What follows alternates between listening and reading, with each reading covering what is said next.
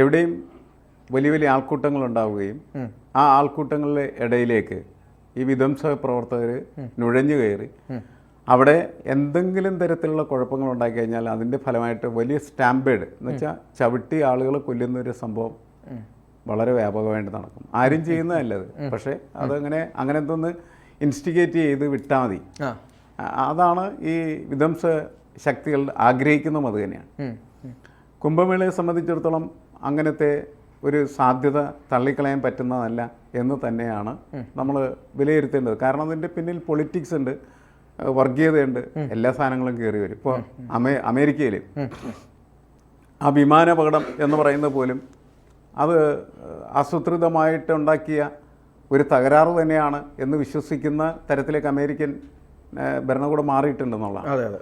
കാരണം ട്രംപ് എടുക്കുന്ന നിലപാടുകൾ വളരെ തീവ്രമാണ്, അതിനെതിരെ ശത്രുക്കളുമുണ്ട്.